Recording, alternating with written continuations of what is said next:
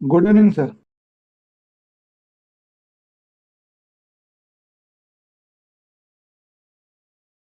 Sir good evening.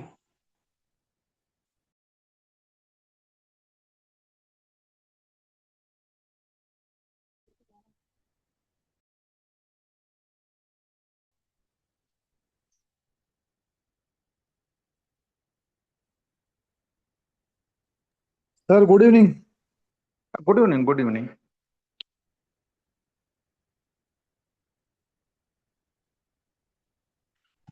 Good evening sir. Good evening. Good evening. Good evening.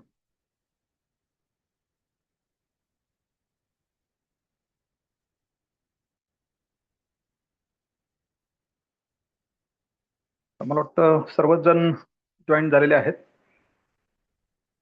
आपण या नवीन लेक्चरला जे आहे त्यास सुरुवात करूया. आतापर्यंत आपण कोर सब्जेक्ट म्हणून भारतीय राज्यघटना या संदर्भात चर्चा केली. त्यानंतर आपण IPC आणि BNS यांना विचारात घेतलं.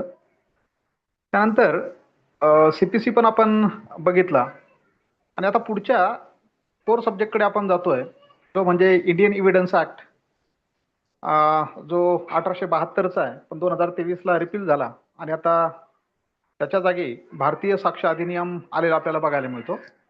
पण एकूणच जर आपण प्रिव्हियस क्वेश्चन पेपर जर रेफर केले तर त्यामध्ये दोन्ही कायद्यांना महत्त्व दिलेलं आपल्याला जे आहे ते बघायला मिळतं. मग 2025ची जी काही तुमची 20वी EIB जी झाली, तिचं अवलोकन केलं असताना त्यामध्ये इंडियन इव्हिडन्स ऍक्टवरती जे काही विचारलेले प्रश्न आहेत तर ते चालण्याचा मी प्रयत्न केला आणि त्याच्या माध्यमातून तिथे इंडियन इव्हिडन्स ऍक्ट 1872 याच्यावरती विचारलेले जे काही प्रश्न आहेत तर ते या ठिकाणी आपण विचारात घेण्याचा प्रयत्न करून मग नंतर पुढे एकूणच हा विषय कशा पद्धतीचा आहे त्याला समजून घेण्याचा प्रयत्न आपण करणार आहोत. तर हे MCQs बघा की जे तुमच्या 20व्या EIB या परीक्षेमध्ये जे विचारले गेले, त्यात पहिला प्रश्न जो विचारला गेला होता की under the Indian evidence act 1872 when can facts that are otherwise irrelevant be considered relevant. हा जो प्रश्न विचारला गेला की अदरवाईज ज्या असतील इरिलेव्हंट, म्हणजे जर असं नाही तर तसं घडलं तर त्या इरिलेव्हंट असतील. बी कन्सिडर्ड रिलेव्हंट म्हणजे कोणत्या परिस्थितीमध्ये त्या रिलेव्हंट विचारात घेतल्या जातील. हां, otherwise irrelevant, be considered relevant म्हणजे जर कदाचित त्या असंबंध ठरल्या असत्या, इरिलेव्हंट ठरल्या असत्या, पण त्यांना रिलेव्हंट मानलं जातं, कोणत्या परिस्थितीमध्ये मानलं जातं. तर हे विचारात घेत असताना तुम्हाला जे 4 ऑप्शन दिलेत त्यामध्ये पहिलं ऑप्शन बघा, only when they prove the guilt of the accused directly. Option B, only when they form part of a dying declaration. तिसरं उत्तर आहे, ऑप्शन आहे, when they are inconsistent with a fact in issue or relevant fact. आणि चौथं option आहे, when they are part of an admission made in writing. आता 4 option पैकी योग्य उत्तर तुमचं जे आहे ते काय असणार आहे त्याचा एक अंदाज तुम्हाला त्या ठिकाणी बांधणं अपेक्षित आहे. कदाचित तुम्ही जे आहे तर तुमचं जे उत्तर असेल ते देण्याचा या ठिकाणी प्रयत्न करा. चॅट बॉक्समध्ये तुमचं जे काही ऑप्शन असेल ते द्या. मी फक्त या ठिकाणी प्रश्न वाचतोय, मी डायरेक्ट उत्तराकडे या ठिकाणी जात नाही. फक्त आपण प्रश्न जे आहे ते समजून घेण्याचा प्रयत्न या ठिकाणी करतोय की जेणेकरून तुम्हाला इंडियन इव्हिडन्स ऍक्ट वाचत असताना, तो समजून घेत असताना, त्याची अनुक्रमणिका लक्षात घेत असताना कोणत्या बाबींवरती कशा पद्धतीचा फोकस करणं गरजेचं आहे हे या ठिकाणी लक्षात घेणं गरजेचं आहे. ठीक आहे, तुम्ही तुमचे उत्तर जे आहे ते चॅट बॉक्समध्ये टाकत चला. प्रश्न पहिला जो आपण बघितला त्याचं ऑप्शन काय असेल ते तुम्ही त्या ठिकाणी टाका. शक्यतो या ठिकाणी ऑनलाईन कुठे ते शोधण्याचा प्रयत्न करू नका. एक तर तुम्ही तुमच्या जे काही आतापर्यंत रिलेव्हंट नॉलेज आहे त्याच्या आधारे उत्तर देण्याचा प्रयत्न करा. हां, म्हणजे तुम्ही स्वतःला या ठिकाणी आजमावताय. त्यासाठी दुसरी टॅब उघडून चॅट GPT किंवा AI च्या माध्यमातून ते उत्तर शोधण्याचा प्रयत्न करू नका. फक्त तो प्रश्न समजून घ्या आणि दिलेल्या ऑप्शन पैकी तुम्हाला तुमच्या आतापर्यंतच्या ज्ञानाच्या आधारे कोणतं योग्य उत्तर वाटतं ते देण्याचा प्रयत्न करा. आता आपण दुसरा प्रश्न बघूया. की what condition must be satisfied for prior evidence to be relevant under section 33 of the Indian evidence act 1872. आता हा जो दुसरा प्रश्न तुम्हाला या ठिकाणी विचारला गेला की कोणती कंडिशन जी आहे ती सॅटिस्फाईड होणं गरजेचं आहे for prior evidence to be relevant under section 33 of the Indian evidence act 1872. म्हणजे अगोदर दिला गेलेला साक्षी पुरावा जो आहे तर तो त्या ठिकाणी रिलेव्हंट कधी मानला जाईल, त्यासाठी कोणती कंडिशन अपेक्षित आहे सेक्शन 33 खाली, असा तो प्रश्न आहे. या प्रश्नासाठी तुम्हाला 4 प्रकारचे जे ऑप्शन दिले गेलेत. Option A, the evidence must have been recorded in the presence of a jury. Option B, the proceeding was between the same parties or their representatives in interest. Option C, the evidence must have been published in a government gazette. Option D, the evidence must have been corroborated by expert opinion. आता प्रश्न जो 2 नंबरचा आहे की त्या ठिकाणी ती condition must be satisfied, म्हणजे कोणती परिस्थिती जी आहे तर ती परिपूर्ण होणं गरजेचं आहे किंवा तिची पूर्तता होणं गरजेचं आहे की त्याच्या माध्यमातून अगोदर दिला गेलेला साक्षी पुरावा हा त्या ठिकाणी संबंधित म्हणून रिलेव्हंट म्हणून विचारात घेतला जाईल under section 33 of the Indian evidence act.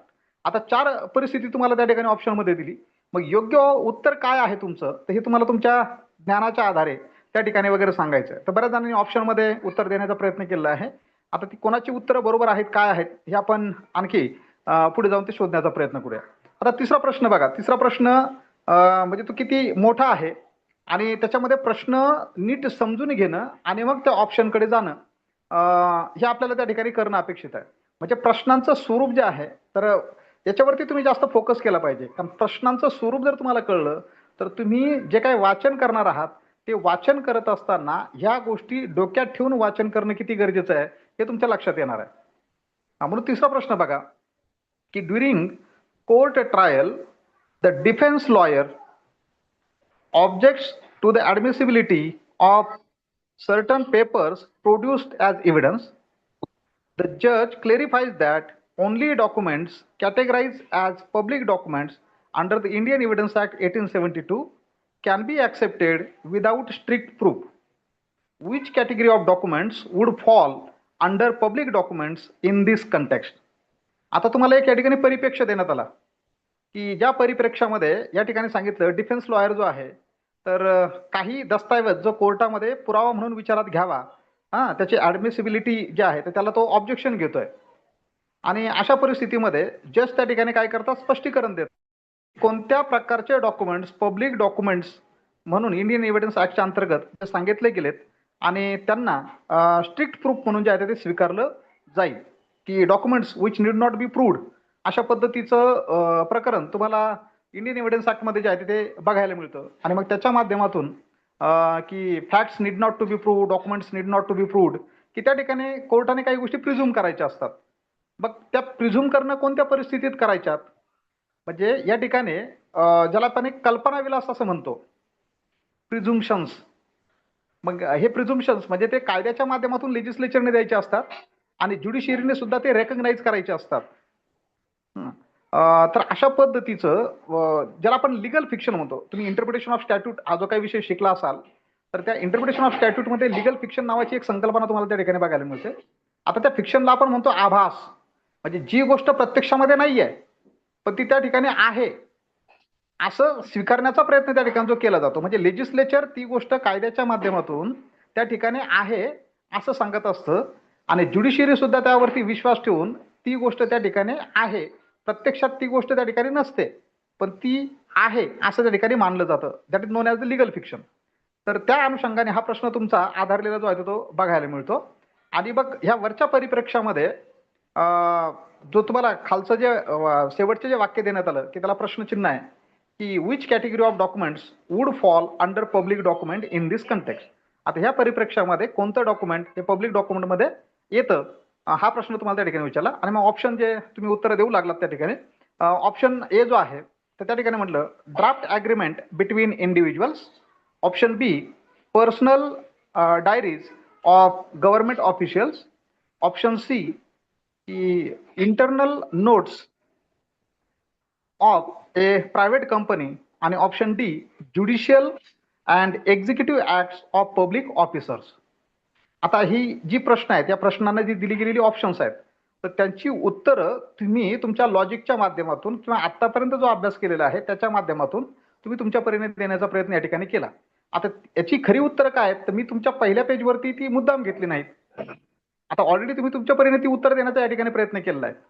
आता ती उत्तरं मी पुढच्या पेजवरती घेण्याचा प्रयत्न केला. आता त्यांचं स्पष्टीकरण सुद्धा आपण त्या ठिकाणी जे आहे ते जाणून घेण्याचा प्रयत्न करू. मग आता तुमचा पहिला जो प्रश्न होता त्या प्रश्नाच्या अनुषंगाने त्याचं जे उत्तर आहे की when they are inconsistent with a fact in issue or relevant fact. हा, मग आता ही जे उत्तर आलं तर हे उत्तर काय येणं गरजेचं आहे तर त्यासाठी सेक्शन 11 मध्ये ज्या काही गोष्टी सांगितल्या गेल्या की facts not otherwise relevant become relevant. हा, ज्या फॅक्ट ज्या आहेत ते त्या अदरवाईज रिलेव्हंट असतात. पण तशी परिस्थिती नसताना त्या रिलेव्हंट होऊ शकतात. पण केव्हा होतात? When they are inconsistent with any fact in issue or relevant fact or if by themselves or with other facts they make the existence or non-existence of a fact in issue highly probable or improbable. म्हणजे section 11चा त्या ठिकाणी जो संदर्भ होता तर section 11चे ingredient जर आपल्याला माहित असतील तर त्यावेळेला आपण सांगू शकतो की ज्या फॅक्ट अदरवाईज रिलेव्हंट ज्या आहे इरिलेव्हंट अदरवाईज इरिलेव्हंट असतात तर त्या रिलेव्हंट केव्हा होतात तर 11 मध्ये ज्या सांगितलं गेलं तर त्या अनुषंगाने ज्या वेळेला त्या inconsistent when they are inconsistent with a fact in issue or relevant fact म्हणजे अशी जर परिस्थिती असतील की ज्या वेळेला त्या फॅक्टशी बघा कोणतरी माईक सुरू आहे आपण जर बंद केला तर बरं होईल.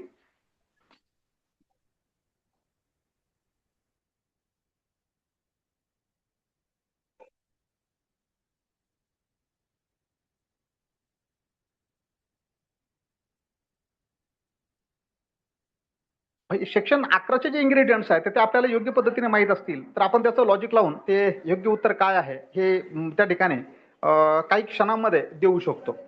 आता दुसरा जो प्रश्न होता त्याचं जे ऑप्शन बी हे त्याचं करेक्ट उत्तर आहे. तर ते ऑप्शन बी तुम्हाला त्या ठिकाणी म्हणत होतं the proceeding was between the same parties or the representative in interest. आणि त्या ठिकाणी तुम्हाला सेक्शन पण दिला होता सेक्शन 33. बघ इंडियन एव्हिडन्स ऍक्टचा सेक्शन 33 तुम्हाला त्या ठिकाणी काय सांगतो की act makes previous evidence relevant. म्हणजे अगोदर दिला गेलेला साक्षी पुरावा हा संयुक्तिक आहे संबंधित आहे किंवा रिलेव्हंट आहे असं त्या ठिकाणी गृहीत केव्हा धरलं जातं Wien it was given in judicial proceedings. बघा तो ज्युडिशियल प्रोसिडिंग मध्ये केव्हा दिला जातोय Wien it was given in judicial proceedings between the same parties. तो रिलेव्हंट मानला जाईल अगोदरचा एव्हिडन्स आता सुद्धा रिलेव्हंट मानला जाईल पण केव्हा ज्युडिशियल प्रोसिडिंग मध्ये जेव्हा तो सेम पार्टीज मध्ये असेल किंवा त्यांच्या रिप्रेझेंटेटिव्ह मध्ये असेल की त्यांचा इंटरेस्ट त्याच्यामध्ये निहित आहे त्यांच्या रिप्रेझेंटेटिव्ह मध्ये जर असेल and the adverse party had the right म्हणजे जी ऑपोजिट पार्टी आहे त्या ऑपोजिट पार्टीला जेव्हा तो अधिकार असेल and opportunity to cross examine the witness म्हणजे ऑपोजिट पार्टीला जे काही साक्षीदार आहेत त्या साक्षीदारांची उलट तपासणी घेण्याचा जर अधिकार असेल आणि ज्युडिशियल प्रोसिडिंग मध्ये त्या पार्टी सेम असतील किंवा त्यांचे रिप्रेझेंटेटिव्हचा इंटरेस्ट त्याच्यामध्ये निहित असेल अशी जर परिस्थिती असेल तर केवळ त्याच परिस्थितीमध्ये हा जो काही प्रिव्हियस एव्हिडन्स आहे तर तो रिलेव्हंट म्हणून मानला जाईल. अन्यथा रिलेव्हंट म्हणून पूर्वीचा साक्षी पुरावा त्या ठिकाणी विचारात घेतला जाणार नाही. मग सेक्शन 33 मध्ये जो इन्ग्रेडियंट आहे जे महत्वपूर्ण घटक आहेत तर हे आपल्याला योग्य पद्धतीने ज्ञात असणं गरजेचं आहे. म्हणजे केवळ हे फक्त त्या सेक्शन पुरतं मर्यादित अशातला भाग नाही. आपण हे प्रश्न या ठिकाणी यासाठी विचारात घेतोय की अशा पद्धतीने प्रश्न विचारला जातो तर तो विचारलेल्या प्रश्नासाठी आपल्याला त्याचे इन्ग्रेडियंट्स हे निश्चित माहीत असणं गरजेचं आहे. आता तिसऱ्या प्रश्नाकडे जाऊया. तिसरा प्रश्न तुम्हाला जो विचारला होता आणि त्याचं जे ऑप्शन आहे तो ऑप्शन डी की ज्याच्यामध्ये judicial and executive acts of public officers. तर पब्लिक डॉक्युमेंट म्हणजे जो परिप्रेक्ष्य त्या ठिकाणी विचारला तिसऱ्या प्रश्नामध्ये, की कोणत्या परिस्थितीमध्ये किंवा कुठल्या त्या परिप्रेक्ष्यामध्ये खाली दिलेल्या ऑप्शन पैकी कोणतं डॉक्युमेंट पब्लिक डॉक्युमेंट म्हणून विचारात घेतलं जाईल. तर त्या ठिकाणी जे तुम्हाला 4 ऑप्शन दिले होते त्या 4 ऑप्शन पैकी चौथं जे ऑप्शन आहे डी, की ज्याच्यामध्ये म्हटलं गेलं judicial and executive acts of public officers, म्हणजे ज्युडिशियल किंवा एक्झिक्युटिव्ह ऑफिसर्स यांच्याकडून जी काही कृती केली जाते त्यांच्याकडून निर्माण होणारा जो दस्तऐवज आहे, तर हा दस्तऐवज जो प्रश्न विचारला गेला त्या परिप्रेक्ष्यामध्ये विचारले गेलेले जे दस्तऐवज आहे ते त्याला पब्लिक डॉक्युमेंट म्हणून विचारात घेतलं जाईल. आता याचा संदर्भ कुठे येतो, तर त्या स्पष्टीकरणामध्ये बघा, इंडियन एव्हिडन्स ऍक्टचं सेक्शन 74 जे आहे तर ते त्या ठिकाणी काय सांगतं, की public documents include documents forming the acts or records of sovereign authorities. बघा हे लक्षात घ्या, पब्लिक डॉक्युमेंट कोणाचं असतं हे सेक्शन 74 मध्ये सांगितलं गेलं, आणि मग त्या 74चे इन्ग्रेडियंट जे आहेत ते या ठिकाणी आपल्याला लक्षात घ्यायचे आहेत. मग documents forming the acts or records of sovereign authorities. मग ही सॉव्हरेन अथॉरिटी कोणती आहे हे आपण नीट समजून घेणं गरजेचं आहे. त्यानंतर official bodies, tribunals and public officers whether legislative, judicial or executive in nature. मग पब्लिक ऑफिसर जे आहेत, मग ते पब्लिक ऑफिसर कोणत्या नेचरचे आहेत, ते कायदे मंडळातले असू शकतात, त्यानंतर ते कार्यकारी मंडळाचे असू शकतात, ते न्याय मंडळातले असू शकतात. यांच्या माध्यमातून केली गेलेली जी काही कृती आहे किंवा त्यांचं त्या कृतीच्या माध्यमातून बनलेलं जे काही रेकॉर्ड आहे, तर हे रेकॉर्ड सरकारी दस्तऐवज म्हणून विचारात घेतलं जाईल. म्हणजे सेक्शन 74 मध्ये पब्लिक डॉक्युमेंटची जी तुम्हाला व्याख्या दिली गेली, तर त्यामध्ये अशा पद्धतीचे इन्ग्रेडियंट्स हे विचारात घेणं गरजेचं आहे. मग आपण या ठिकाणी हे 3 प्रश्न या म्हणजे उत्तरादाखल, वानगी दाखल या ठिकाणी विचारात घेतले, आणि त्याच्या माध्यमातून अशा पद्धतीचे प्रश्न इंडियन एव्हिडन्स ऍक्ट वरती मागच्या वेळेला विचारले गेले. मग आताही त्याच पद्धतीचे विचारले जातील हे आपल्याला म्हणजे सांगता येत नाही. पण एकूणच या ठिकाणी जे उपलब्ध आपल्याकडे जे साहित्य आहे त्याच्या माध्यमातून हे जाणून घेत असताना एकूण ह्या 3 प्रश्नाच्या अनुषंगाने ही बाब आपल्याला या ठिकाणी कळली, की प्रश्न जो विचारला जातो त्या प्रश्नामध्ये तो सेक्शन तुम्हाला जो आहे तो दिला गेला, पण त्या सेक्शनचे इन्ग्रेडियंट्स त्या ठिकाणी तुम्हाला बघायला मिळत नाही. मग तुमच्या हातामध्ये काय आहे, तुमच्या हातामध्ये बेअर ऍक्ट आहे. मग आता तुम्हाला तुमच्याकडे तेवढी ती चपळता असली पाहिजे की या ठिकाणी विचारलेला जो प्रश्न आहे, या विचारलेल्या प्रश्नामध्ये कोणत्या सेक्शनचा संदर्भ आला, मग तुम्ही त्या सेक्शनवरती गेलं पाहिजेत. त्या सेक्शनचे इन्ग्रेडियंट्स हे डोळ्या खालून तुम्ही जे आहेत योग्य पद्धतीने घातले पाहिजेत, ते समजून घेतले पाहिजेत, आणि ते इन्ग्रेडियंट समजून घेतल्यानंतर तुम्हाला दिलेले जे काही ऑप्शन आहेत ते ऑप्शन त्याच्याशी कशा पद्धतीने मेळ साधतात हे समजून घेतलं पाहिजे, आणि तिथे काही क्षणामध्ये तुम्ही योग्य उत्तर जे आहे ते क्लिक करता. पण एवढी चपळता तुम्हाला त्या ठिकाणी जी आहे ती दाखवता येणं गरजेचं आहे. Unless and until you take into consideration what are ingredients available or what are the essentials are available under the given section, you will be not in position to write your proper answer. मग तुम्हाला जर योग्य उत्तर त्या ठिकाणी द्यायचं असेल तर त्यासाठी तुम्हाला त्या सेक्शनचे इन्ग्रेडियंट माहित असणं गरजेचं आहे. आता हे जे तिन्ही प्रश्न आपण जे बघितलं, तर तिन्ही प्रश्नावरती डायरेक्ट उत्तर तुम्हाला सापडत नाही. हे डायरेक्ट उत्तर सापडत नाही कारण या ठिकाणी तुम्हाला ऍप्लिकेशन बेस्ड प्रश्न हे विचारलेले बघायला मिळतात. प्रोव्हिजन आहे, फक्त came in to force, when it was enacted, where it is provided under which section, public document comes under section 74, अशा पद्धतीचा विचारलेला नाही.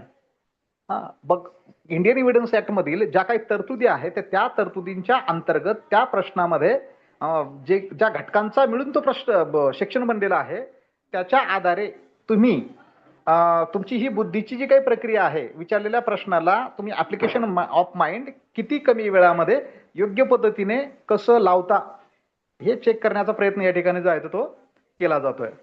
दिवसेंदिवस जर तुम्ही ह्या प्रश्नपत्रिका चाळल्यात, ह्या जर बघितल्या, तर प्रत्येक एक्झाम मध्ये त्याची काठिण्य पातळी ही वाढताना जी आहे ती बघायला मिळते. EIB ची जर तुम्ही त्या प्रश्नपत्रिका योग्य पद्धतीने त्याचं जर अनालिसिस केलं तर तुमच्या लक्षात येईल की प्रश्न विचारण्याची जी पातळी आहे तर ती दिवसेंदिवस कठीण होताना बघायला मिळते. पण ती किती जरी कठीण होत गेली तरी तुमच्या अभ्यासाची दिशा जर योग्य पद्धतीची असेल तुम्ही योग्य पद्धतीने जर ते डिवोशन देत असाल, त्या बेअर ऍक्टला योग्य पद्धतीने समजून जर घेत असाल, तर तुम्हाला ही परीक्षा सहज आणि योग्य पद्धतीने ती क्रॅक करता येणार आहे. पण त्यासाठी अभ्यास, त्यामध्ये सातत्य आणि नियोजनबद्ध पद्धतीने वगैरे केलेली वाटचाल ही गरजेची असणार आहे. हे आपण या ठिकाणी या प्रश्नांच्या माध्यमातून समजून घेण्याचा प्रयत्न करूयात. आता अपेक्षा करतो की मला जे या ठिकाणी तुम्हाला सांगायचं होतं ते तुमच्यापर्यंत पोहोचलं असेल. आता आपण थोडंसं इंडियन एव्हिडन्स ऍक्ट जो आहे, कारण मी वारंवार त्या ठिकाणी तुम्हाला सुरुवातीलाही बोललो, सुरुवातीला तुम्हाला जो एक प्लॅन दिला होता 20 दिवसांचा, की तुम्ही कशा पद्धतीची स्ट्रॅटेजी आखावी आणि कशा पद्धतीने मार्गक्रमण करावं. कदाचित तुमचं काही लोकांचं त्याच्यावरती काम चालू असेल, काही कामात व्यस्त आहे त्यामुळे त्यांचं दुर्लक्ष झालेलं असेल. पण दररोज आपण काही ना काहीतरी त्या ठिकाणी ते वाचत राहणं, नजरेखालून घालणं, जे काही बेअर ऍक्ट्स आपल्याकडे असतील तर त्याचे इंडेक्स वारंवार नजरेखालून घालणं, किंवा काही कामामध्ये असतील तर युट्यूबवरती विषयांच्या संदर्भामध्ये काही व्हिडिओ वगैरे जे असतील, आणखी जास्तीची माहिती ज्याच्या माध्यमातून मिळत असेल तर तसं ते काम करत असताना सुद्धा ऐकणं, याच्या माध्यमातून तुम्ही जी काही तुमची तयारी आहे तर ती चांगल्या पद्धतीने करू शकता. आता ते डिपेंड करतं, प्रत्येकाची स्ट्रॅटेजी, प्रत्येकाला मिळणारा वेळ, प्रत्येकाचा या अगोदरचा अनुभव, त्याच्यावरती त्या गोष्टी डिपेंड असलेल्या आपल्याला बघायला मिळतात. आता आपण इंडियन एव्हिडन्स ऍक्ट जो आहे तर त्याच्यावरती एक दृष्टिक्षेप टाकूया आणि त्याला समजून घेण्याचा प्रयत्न करूया की हा जो इंडियन एव्हिडन्स ऍक्ट आहे तर त्याचं फीचर्स वगैरे जे काय आहेत तर ते थोडक्यामध्ये समजून घेण्याचा प्रयत्न करूया आणि मग पुढे जाऊया. आता तो इनॅक्टमेंट कधी झाला तर तो 1872ला, 15 मार्च 1872ला झाला. आणि म्हणजे बऱ्याच वेळेला तुमचा कायदा बनतो एकदा एका ठराविक तारखेला आणि तो अस्तित्वात येत असतो दुसऱ्या तारखेला. आता हे डिपेंड करतं. आता हे कमेन्समेंट कसं असतं किंवा केव्हा होतं, हे जर तुम्ही इंटरप्रिटेशन ऑफ स्टॅट्यूट शिकला असाल आणि त्यामध्ये तुम्ही ते अनुभवलेलं असणार आहे. म्हणजे बरेचसे कायदे असे असतात की ज्या वेळेला त्याला राष्ट्रपतीची संमती मिळते, म्हणजे तो जर केंद्राचा कायदा असेल, राज्याचा असेल तर राज्यपालाची संमती, म्हणजे ज्या दिवशी मिळते तर तो कायदा त्याच दिवशी अस्तित्वात येतो. पण ती संमती जरी त्या दिवशी मिळाली, पण त्या कायद्यामध्ये जर म्हटलं गेलं असलं की this act will come in to force on such and such date, तर मग राष्ट्रपतीची संमती किंवा राज्यपालाची संमती अगोदर जरी मिळालेली असली तरी तो कायदा संमती मिळालेल्या दिवशी अस्तित्वात येत नाही, तर तो त्या कायद्यामध्ये मेन्शन केलेल्या डेटला अस्तित्वात येतो. आता जसं तुमचा इंडियन एव्हिडन्स ऍक्ट जो आहे तो 15 मार्च 1872ला बनला, पण अस्तित्वात कधी आला तर तो कमेन्समेंट डेट जी आहे त्याची 1 सप्टेंबर 1872 असलेली आपल्याला बघायला मिळतं. हा जो सर्वसाधारण जो फरक आहे तो आपल्याला माहित असणं गरजेचं आहे. होतोय त्याच्यानंतर याचा ड्राफ्टिंग जी आहे या कायद्याची ती कोणी केली तर आपण जेम्स स्टीफन हे नाव त्या ठिकाणी कदाचित म्हणजे वारंवार ऐकतो किंवा तुम्ही एव्हिडन्स ऍक्ट मध्ये पण बघितलं असेल. हा प्रोसिजरल लॉ आहे, हे आपल्याला बऱ्यापैकी माहितीच आहे.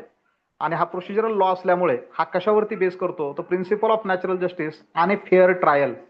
हे महत्वपूर्ण असणारे शब्द आहेत की ह्या बेसिक गोष्टी सुद्धा आपल्याला त्या डोक्यामध्ये असणं गरजेचं आहे की म्हणजे कुठल्या तत्वांवरती, कोणत्या बेसवरती, कोणत्या फाउंडेशनवरती हा कायदा उभा आहे हे आपल्याला माहित असणं गरजेचं आहे. म्हणजे प्रिन्सिपल ऑफ नॅचरल जस्टिस तुम्हाला बीएनएस मध्ये पण बघायला मिळतं, सीपीसी मध्ये पण बघायला मिळतं, आणि कॉन्स्टिट्युशनल प्रिन्सिपल जे आहेत तर त्या प्रिन्सिपल्स मध्ये सुद्धा यांना एक आढळ जे आहे ते दिसून येतं.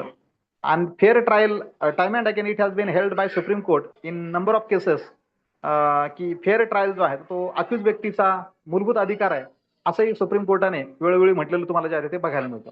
हा प्रोसिजरल लॉ आहे, तर प्रोसिजरल लॉच्या माध्यमातून जी काही ट्रायल कंडक्ट केली जाते तर ती ट्रायल ही फेअर असली पाहिजे, हे जास्त गरजेचं आहे, कारण त्याचा कायद्याचा बेसच तो असलेला आपल्याला बघायला मिळतो. आता या अनुषंगाने एव्हिडन्स ऍक्टच्या संदर्भामध्ये जो महत्वपूर्ण बाब विचारात घेणं गरजेचं आहे की admissibility of evidence, admissibility and relevancy of evidence. म्हणजे कोर्टामध्ये ज्या काही गोष्टी साक्षी पुरावा म्हणून दिल्या जातात तर त्या ऍडमिट करणं म्हणजे त्या मान्य करणं आणि त्या सुसंगत आहेत, रिलेव्हंट आहेत ह्या बघणं, ह्या केवळ इंडियन एव्हिडन्स ऍक्टच्या माध्यमातून, म्हणजे एव्हिडन्स ऍक्ट मध्ये सांगितलेल्या गोष्टींच्या माध्यमातूनच त्या ठिकाणी ज्या त्या सिद्ध होत असतात. आता बऱ्याच वेळेला तुम्ही हेही बघितलं असेल की जजला प्रत्यक्षात माहिती आहे की ही व्यक्ती आरोपीच व्यक्ती गुन्हेगार आहे, पण साक्षी पुरावे जर त्याच्या विरोधात असतील तर जजचे सुद्धा हात त्या ठिकाणी जे आहे ते बांधले जातात. हा, कारण कायद्यामधील जे काही लूप होल्स आहेत किंवा कायद्याचे तत्व हे या ठिकाणी वगैरे जे आहेत त्या व्यक्तीला तोपर्यंत इनोसंट मानतात, निर्दोष मानतात की जोपर्यंत त्याच्या विरोधातला गुन्हा हा सिद्ध होत नाही. हा, so benefit of doubt is always given to the accused person.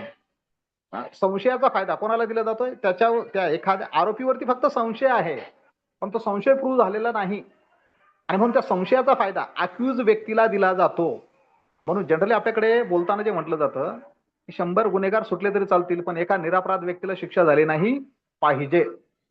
म्हणून जो आरोपी आहे, आरोपी गुन्हेगार नसतो. आरोपी गुन्हेगार त्याच्या विरोधातले आरोप सिद्ध झाल्यानंतर ठरत असतो. पण जोपर्यंत त्याच्या विरोधातले आरोप सिद्ध होत नाही तोपर्यंत तो आरोपीच, म्हणजे त्याच्यावर फक्त आरोप केला गेला आहे, आरोप सिद्ध झालेला नाही. आरोप सिद्ध झाला तर तो गुन्हेगार होईल.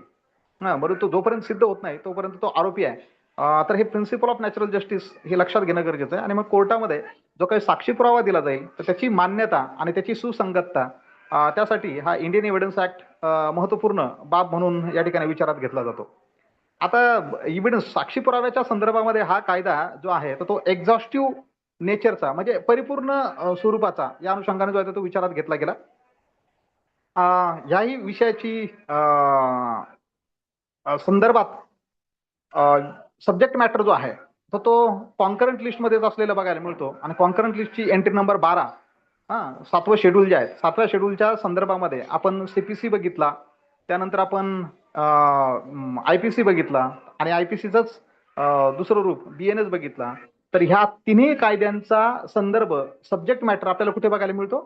तर तो कॉन्करंट लिस्ट मध्ये बघायला मिळतो, समवर्ती सूचीमध्ये. म्हणजे या विषयांवरती CPC असेल, पिनल कोड असेल, त्यानंतर एव्हिडन्स असेल, तर ह्या दोन्हीवरती कायदा करण्याचा अधिकार कोणाला आहे? तर तो दोन्ही सरकारांना आहे.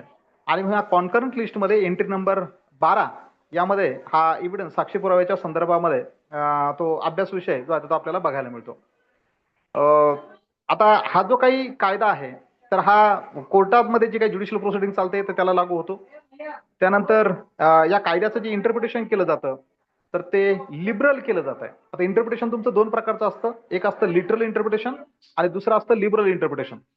हे जे काही लिटरल इंटरप्रिटेशन आहेत, लिटरल म्हणजे as per the letters, as per the letters in the sense strict interpretation, आहे तसं, जसं आहे तसं. आणि लिबरल म्हटल्यानंतर meaning between the line or beyond the line, दोन ओळींच्या आतला मतितार्थ किंवा मिनिंग बियॉन्ड द लाईन, म्हणजे लिबरल स्वरूपाचं. लिबरल स्वरूपाचं म्हणजे त्याच्या माध्यमातून जो बेनिफिशियरी आहे किंवा जो स्टेक होल्डर आहे किंवा ज्याच्यासाठी तो कायदा बनवला गेला त्याला लाभ देण्याच्या अनुषंगाने कायद्याचा अर्थ लावला पाहिजे. That is known as the liberal interpretation. आणि मग हे लिबरल तुमच्या इंडियन एव्हिडन्स ऍक्टचं लिबरल इंटरप्रिटेशन जे आहे तर ते केलं गेलं पाहिजे. कशासाठी? To advance the justice. काय प्रदान करायचं आहे? न्याय प्रदान करायचा आहे. मग त्या न्यायापर्यंत पोहोचण्यासाठी याचं इंटरप्रिटेशन त्या पद्धतीने करणं जे आहे ते लिबरल करणं गरजेचं आहे. त्यानंतर याच्या संदर्भात बोलताना जे म्हटलं गेलं तर याच्यामध्ये कोणत्या प्रकारचा एव्हिडन्स विचारात घेतला गेला तर तो एव्हिडन्स तुमचा कागदोपत्री पण विचारात घेतला, मौखिक विचारात घेतला आणि परिस्थितीजन्य पुरावा हा सुद्धा या कायद्याच्या अंतर्गत विचारात घेतला. तोंडी दिला गेलेला पुरावा ऍडमिसिबल आहे का? त्यानंतर कागदोपत्री दिला गेलेला पुरावा ऍडमिसिबल आहे का? त्यानंतर परिस्थितीजन्य पुरावा ऍडमिसिबल आहे का? तर तो पुराव्याचे जे काही वेगळे प्रकार आहेत तर त्याची ऍडमिसिबिलिटी त्या कायद्याच्या अंतर्गत विचारात घेतलेली आपल्याला बघायला मिळते. त्याचबरोबर बर्डन ऑफ प्रूफ ज्याला म्हणतो आपण, कारण सिद्ध करण्याची जबाबदारी आणि प्रिझुम्पशन अँड विटनेस एक्झामिनेशन या बाबींवरती या ठिकाणी फोकस केलेला आपल्याला जो आहे तो दिसून येतो. म्हणजे फॅक्ट्स प्रूव्ड, प्रिझुम्पशन, शाल प्रिझुम, मे प्रिझुम ह्या संकल्पना काय आहेत.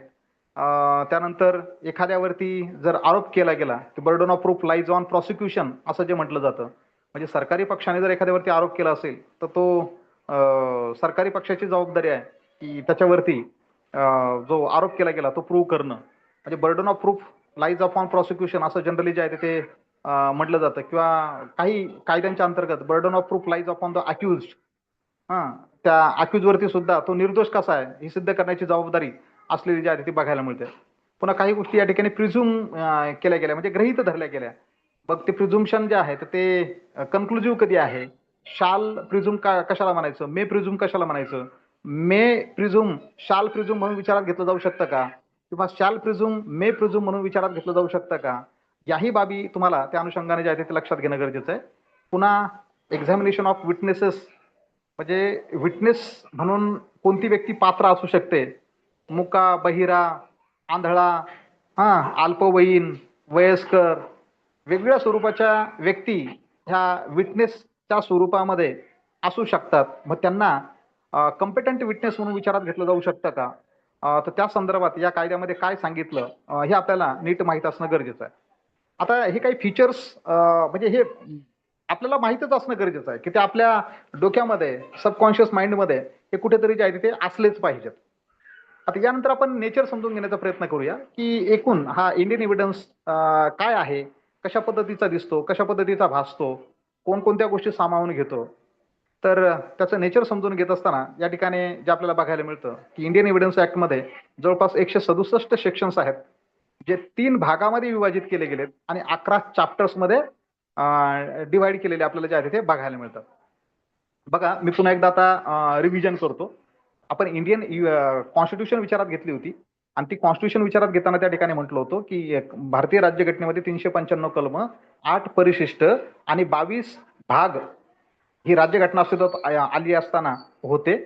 आतापर्यंत त्याच्यामध्ये झालेला बदल हा जो विचारात घेतला तर 470 आर्टिकल्स, 25 भाग आणि 12 परिशिष्ट असे आपल्याला राज्यघटनेच्या बाबतीत बघायला मिळाले. सीपीसी आपण विचारात घेतला तर सीपीसीच्या अनुषंगाने त्या ठिकाणी आपल्याला 158 सेक्शन्स आणि 51 ऑर्डर बघायला मिळाल्या आणि त्या 51 ऑर्डरमध्ये पुन्हा त्या प्रत्येक ऑर्डरमध्ये असणारे रूल्स हे आपण विचारामध्ये घेतले. त्यानंतर आपण आयपीसी कडे आलो आणि मग आयपीसीला विचारात घेत असताना आयपीसी मध्ये एकूण 511 सेक्शन्स आणि 23 चॅप्टर, म्हणजे 511 सेक्शन 23 चॅप्टर मध्ये विभागलेले आपल्याला बघायला मिळतात. आणि त्यानंतर आपण बीएनएस बघितला. मग हा बीएनएस विचारात घेत असताना त्याच्यामध्ये 358 सेक्शन आणि 20 चॅप्टर्स अशा पद्धतीने तो असलेला आपल्याला बघायला मिळतो. मी याची उजळणी करतोय, कानावर गेलं पाहिजे. आता ही सवय तुम्हाला जी आहे ती लागणं गरजेचं आहे, कारण तुम्हाला या ठिकाणी बरेचसे कायदे विचारामध्ये घ्यायचे आहेत आणि मग त्या कायद्यांचा अशा पद्धतीने की बाबा त्याच्यामध्ये एकूण सेक्शन्स किती आहेत, किती भागामध्ये विभागले गेलेत, म्हणजे ही गोष्ट वारंवार जेव्हा कानावर जाईल, नजरे खालून जाईल, तुम्ही त्याची उजळणी कराल तर ते सबकॉन्शियस माइंडमध्ये तुमचं ते साठत जाणार आहे. आणि मग ह्या गोष्टी प्रत्यक्ष जेव्हा तुम्हाला परीक्षा द्यायची वेळ येते तर त्यावेळेला त्या तुमच्या समोर असणाऱ्या बेरॅकच्या माध्यमातून ठराविक तरतुदीकडे, ठराविक चॅप्टरकडे कमी वेळेमध्ये जाणं तुम्हाला जे आहे ते सहज साध्य होणार आहे. आणि ही अशा पद्धतीची केलेली इन्व्हेस्टमेंट तुमच्या भावी आयुष्यामध्ये सुद्धा तुम्हाला ती फायदेशीर ठरणार आहे. तर त्या दृष्टीने तुम्ही याला उजळणी देणं, स्वतः असे काही चार्ट त्याचे बनवून ठेवणं, मग पुन्हा त्याचे सब चॅप्टरायझेशन, त्या अंतर्गत येणाऱ्या सब हेडिंग, पुन्हा सेक्शनचं केलं गेलेलं डिवायडेशन, त्याचं बायफर्केशन जे आहे ते तुम्ही तुमच्या लेवलला करत राहणं गरजेचं आहे. तर इंडियन एव्हिडन्स ऍक्ट या संदर्भात बोलत असताना आपल्याला 167 सेक्शन 3 भागांमध्ये आणि 11 चॅप्टरमध्ये डिवाइड केलेले आपल्याला बघायला मिळतात. आता पहिला जो भाग आहे तर पहिल्या भागामध्ये जे आपल्याला दिसून येतं की रिलेव्हन्सी ऑफ फॅक्ट्स असं त्याचं शीर्षक आहे. मग रिलेव्हन्सी ऑफ फॅक्ट्स, वस्तुस्थिती यांच्यामध्ये सुसंगतता, सहसंबंध, ही कशा पद्धतीची आहे, तर फॅक्ट म्हणजे नेमकं काय आणि त्याच्यामध्ये रिलेव्हन्सी कशा पद्धतीची असते या संदर्भात पार्ट 1 बोलताना बघायला मिळतो. आणि पार्ट 1 मध्ये सेक्शन 1 ते 55 पर्यंतच्या तरतुदी असलेल्या ज्या त्या आपल्याला बघायला मिळतात. त्यानंतर येतो पार्ट 2. हा पार्ट 2 जो आहे तुमचा तो सेक्शन 56 ते 100 पर्यंत असलेला आपल्याला बघायला मिळतो. आणि पार्ट 2 कशासाठी डिवोट करण्यात आला तर तो प्रूफ. बघा, पहिला पार्ट कशासाठी दिला गेला, रिलेव्हन्सी ऑफ फॅक्ट्स. पार्ट 2 कशासाठी दिला गेला, प्रूफसाठी. आणि पार्ट 2 मध्ये सेक्शन्स येतात 56 ते 100.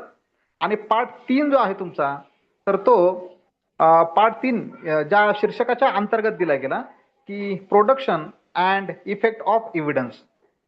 म्हणजे जो काही पुरावा आहे तर तो पुरावा प्रोड्यूस करणं आणि प्रोड्यूस केल्या गेलेल्या पुराव्याचा परिणाम काय होतो, production and effect of evidence, section 101 ते 167 अशा पद्धतीने म्हणजे 3 भागामध्ये. आता ह्या 3 भागाच्या अंतर्गत तुम्हाला 11 चॅप्टर विचारात घ्यायचे आहेत.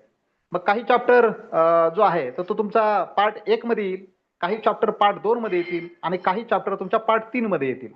म्हणजे 3 भागामध्ये 167 सेक्शन, पुन्हा ह्या 3 भागाच्या अंतर्गत 11 चॅप्टर्स अशा पद्धतीने तुमचा जो इंडियन एव्हिडन्स ऍक्ट आहे तर तो विभाजित केलेला आपल्याला बघायला मिळतो. मग आता या एकूणच 167 सेक्शन मध्ये कशावरती फोकस केला गेलेला आहे तर तो रिलेव्हन्सी केलेला आपल्याला बघायला मिळतो. ऍडमिसिबिलिटी ऑफ एव्हिडन्स जे आहे त्याच्यावरती केलेला बघायला मिळतो. बर्डन ऑफ प्रूफ ज्याला म्हणतो आपण, त्यावरती म्हणजे दोष सिद्धीची जबाबदारी, बर्डन ऑफ प्रूफ, ही जी जबाबदारी आहे ती कोणत्या पक्षावरती आहे, प्रॉसिक्युशन वरती आहे की अक्यूज व्यक्तीवरती आहे, आणि ती कोणत्या परिस्थितीमध्ये एकाकडून दुसऱ्याकडे शिफ्ट होते तर हेही त्या ठिकाणी लक्षात घेणं गरजेचं आहे. नंतर इस्टॉपल, त्यानंतर विटनेसेस अँड डॉक्युमेंटरी एव्हिडन्स, ह्या महत्वपूर्ण संकल्पना तुमच्या इंडियन एव्हिडन्स ऍक्टच्या अंतर्गत समाविष्ट केलेल्या तुम्हाला बघायला मिळतात, की ज्याच्यामध्ये तुम्हाला रिलेव्हन्सी विचारात घ्यायची, ऍडमिसिबिलिटी विचारात घ्यायची, बर्डन ऑफ प्रूफ, इस्टॉपल, त्यानंतर विटनेसेस अँड डॉक्युमेंटरी एव्हिडन्स, या महत्वपूर्ण बाबी ह्या 167 सेक्शन मध्ये 3 भागात आणि 11 चॅप्टरच्या अंतर्गत तुम्हाला विचारात घ्याव्या लागतात. तर अशा पद्धतीने हे नेचर जे आहे ते आपल्याला समजून घेणं गरजेचं आहे. हे नेचर लक्षात आलं तर इंडियन एव्हिडन्स ऍक्ट तुम्हाला चॅप्टर वाईज, पार्ट नंतर चॅप्टर, त्या चॅप्टरच्या अंतर्गत येणारे सेक्शन्स आणि त्या अंतर्गत असणाऱ्या सब हेडिंग या लक्षात घेणं गरजेचं आहे. ह्या जर तुम्ही वारंवार अशा नजरेखालून जर घालत राहिलात तर ऑटोमॅटिक सबकॉन्शियस माइंडमध्ये त्यांचं संकलन जे आहे ते होत चालतं, आणि ही उजळणी जशी तुमची वाढत जाईल तर तसतसं हे तुमच्या मेंदूमध्ये त्या झालेला संग्रह हा वेळेनुसार तुम्हाला त्या ठिकाणी जो आहे तर तो वापरणं हे सहज साध्य होणार आहे. आता कायद्याचा ऑब्जेक्ट काय आहे ह्या गोष्टींना आपण टाळून पुढे जाण्याचा प्रयत्न करूया. हिस्ट्री वगैरे जे आहेत अमेंडमेंट्स त्याही आपण टाळून पुढे जाऊया. आता जी इंडेक्स आहे ह्या इंडेक्सकडे आपण एक बर्ड आय व्ह्यू म्हणून नटशेलमध्ये त्या गोष्टी समजून घेण्याचा प्रयत्न करूया. आता आपण इंट्रोडक्शन सुद्धा या अगोदर चर्चा करत असताना बघितलं, त्यामुळे त्याच्याकडे फोकस न करता डायरेक्ट आता जे 11 चॅप्टर्स आहेत या 11 चॅप्टर्स काय काय कव्हर करतात आणि कोणकोणत्या गोष्टी त्याच्यामध्ये समाविष्ट केल्या गेल्या यावरती तो फ्लॅश मारण्याचा प्रयत्न करूया. आता चॅप्टर पहिला जो आहे तुमचा प्रिलिमिनरी, प्रारंभिक स्वरूपाचा, की त्याच्यामध्ये ज्या प्रारंभिक स्वरूपाच्या म्हणजे इंट्रोडक्टरी पार्ट ज्याला आपण म्हणतो तर तशा असलेल्या ज्या त्या बघायला मिळतात. मग त्याच्यामध्ये तुमचं शॉर्ट टायटल, कमेन्समेंट, एक्सटेंट या ज्या काही गोष्टी सेक्शन 1 मध्ये बघायला मिळतील. सेक्शन 2 जो आहे तो रिपील केला गेला, आणि या ठिकाणी बघा सेक्शन 3 जो आहे तो इंटरप्रिटेशन क्लॉज आहे. सेक्शन 3 इंटरप्रिटेशन क्लॉज आहे.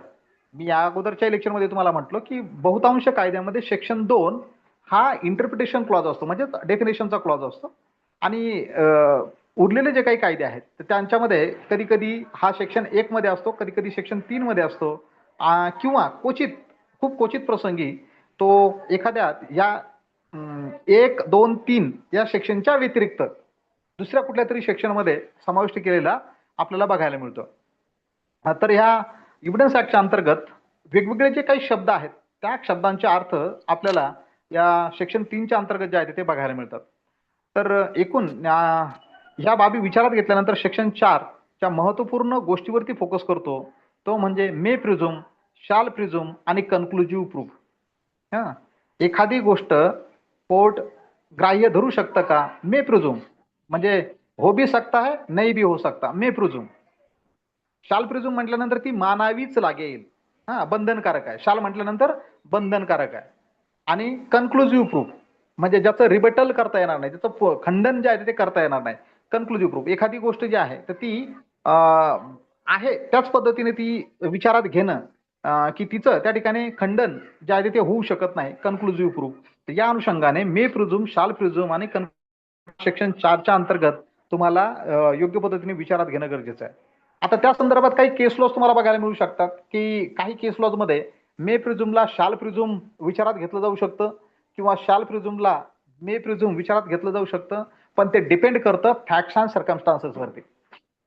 So this is not a general rule. This is not applicable to each and every case. It is depend upon facts and circumstances of each and every case. तर त्या ठराविक परिस्थितीमध्ये किंवा त्या केसेसमध्ये supreme कोर्टाने जे काही निर्णय दिलेत त्या ठिकाणी काही मार्गदर्शक सूचना केल्यात, आणि त्या मार्गदर्शक सूचनांचीच पुढे चाचणी टेस्ट म्हणून तशा पद्धतीच्या केसेस जर पुढे आल्या तर त्या केसेसमध्ये मे प्रिझ्युम शाल प्रिझ्युम होऊ शकतं किंवा साल प्रिझ्युम मे प्रिझ्युम होऊ शकतं. म्हणजे तशा पद्धतीच्या निर्देश हे सर्वोच्च न्यायालयाने काही केस लॉ मध्ये दिलेले तुम्हाला बघायला मिळतील. तर प्रिलिमिनरी म्हणून तुम्हाला हे या ठिकाणी लक्षात घेणं गरजेचं आहे. आता या प्रिलिमिनरी मध्ये फॅक्ट किंवा फॅक्ट्स इन इश्यू, त्यानंतर म्हणजे रिलेव्हंट फॅक्ट कशाला म्हणायचं, डॉक्युमेंट कशाला म्हणायचं, evidence, oral evidence, documentary evidence, court, ह्या काही संकल्पना ज्या सेक्शन 3 मध्ये व्याख्या म्हणून देण्यात आलेल्या आहेत, तर त्या पद्धतीने तुम्हाला ते विचारात घेणं गरजेचं आहे. आता हा प्रिलिमिनरी म्हणजे प्रारंभिक चॅप्टर या पद्धतीने आपल्याला जे आहे तो लक्षात घेता येईल.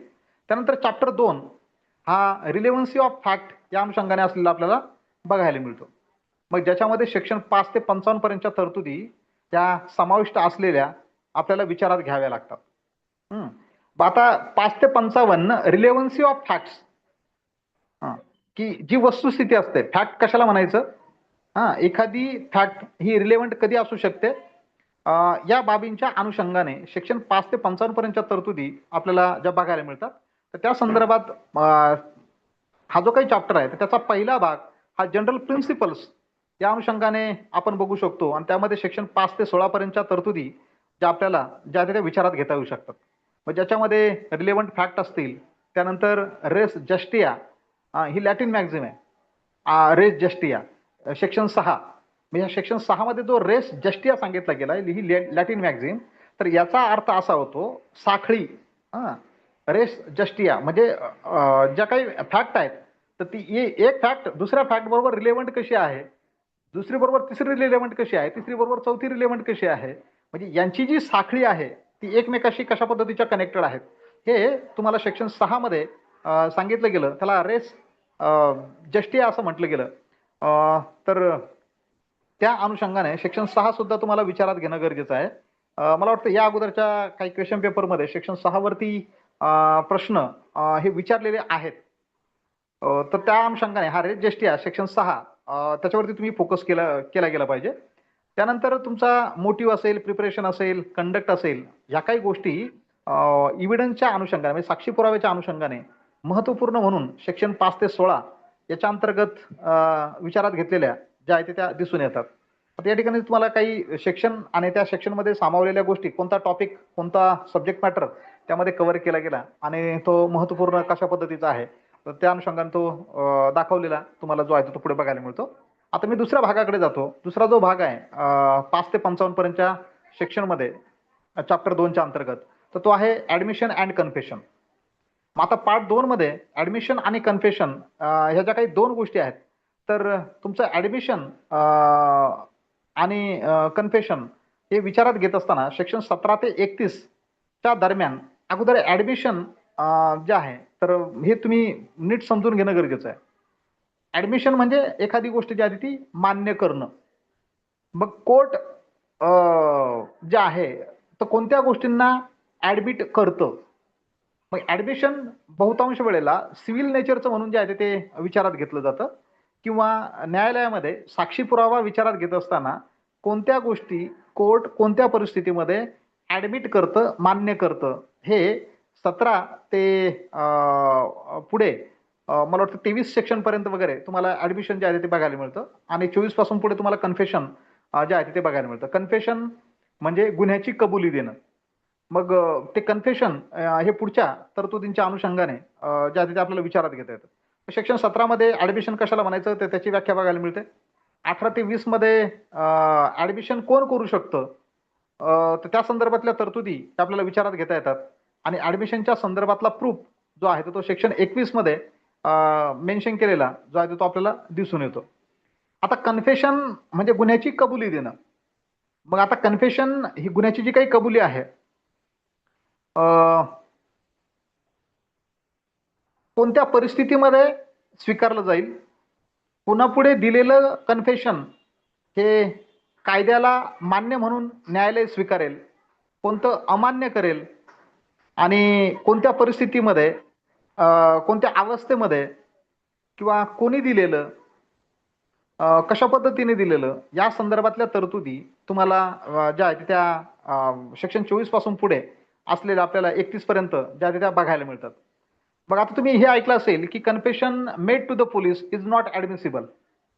आणि confession made before magistrate is ऍडमिसिबल.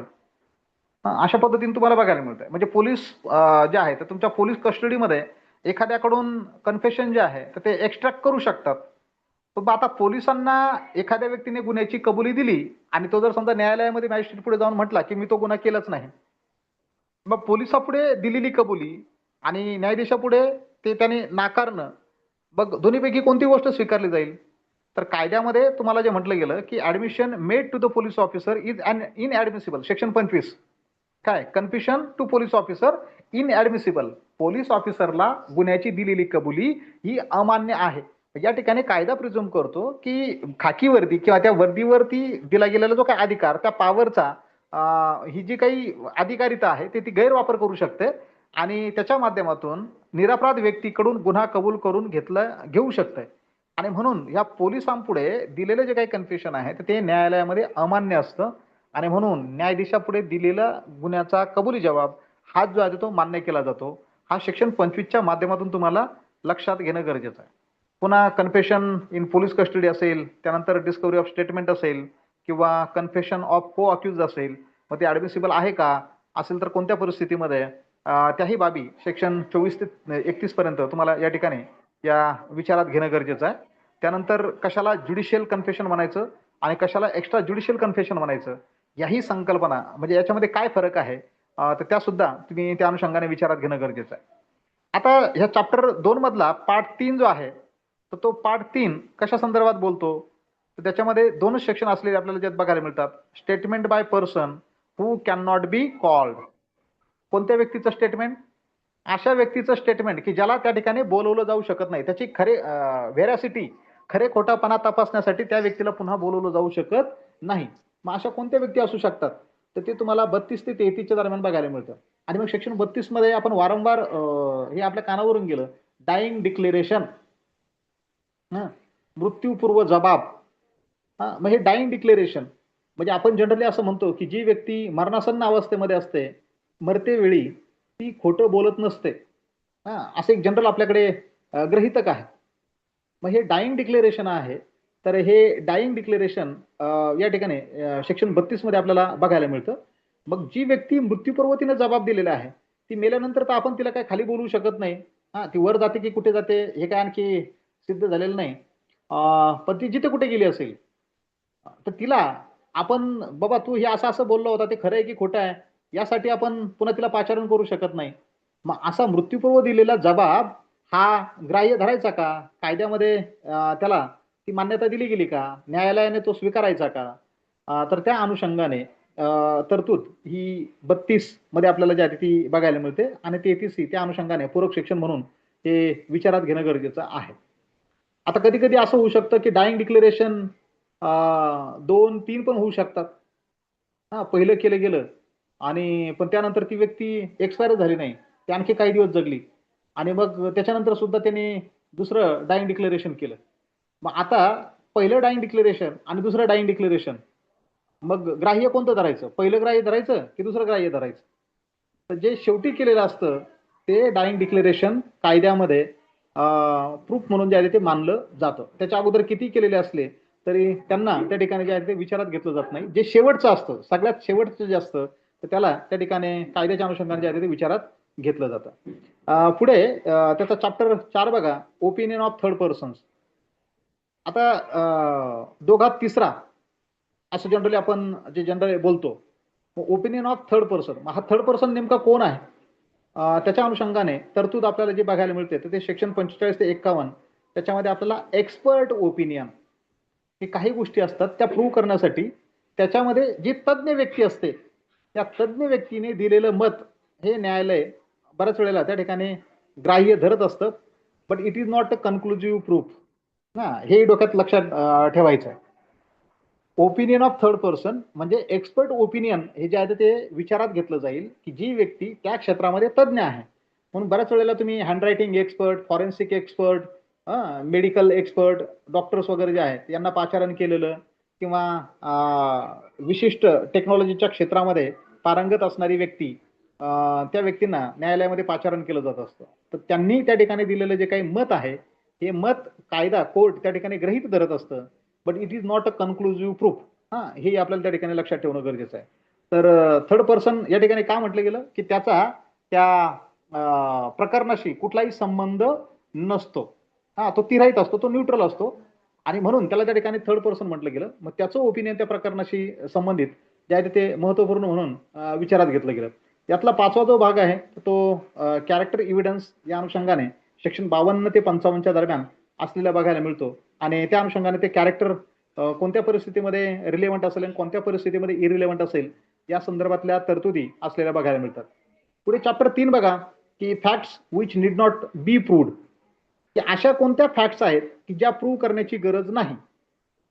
हे सेक्शन 56 ते 58च्या दरम्यान तुम्हाला सांगितलं गेलं की ज्या गोष्टी कायदा त्या आहेतच असं गृहीत धरतो आणि मग त्यामुळे त्या सिद्ध करण्याची गरज त्या ठिकाणी भासत नाही. तर समजा ज्युडिशियल नोटीस असेल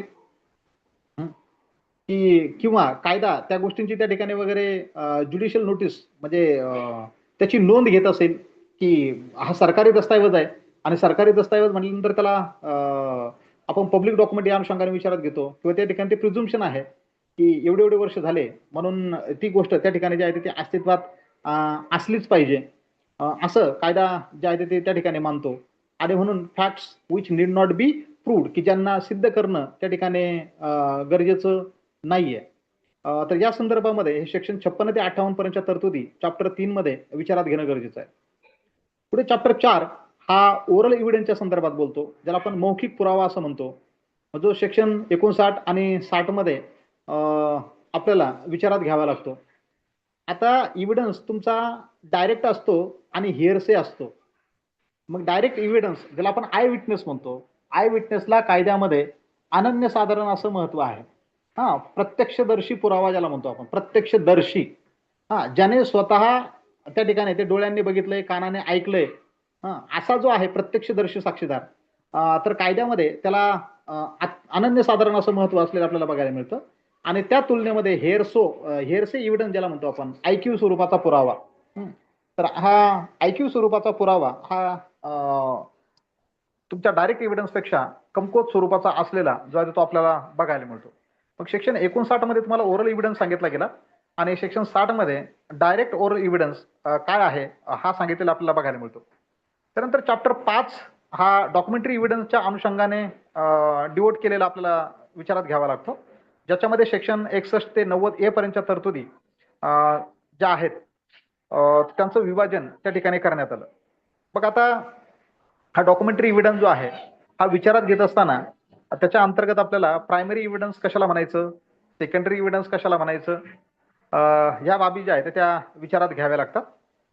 आणि त्या अनुषंगाने की सेक्शन 61 मध्ये आता तुम्हाला या ठिकाणी काही सेक्शन दिले गेलेत आणि उजव्या बाजूला काही टॉपिक दिले गेलेत, कोणत्या सेक्शनमध्ये कोणते टॉपिक कव्हर करण्यात आलेत.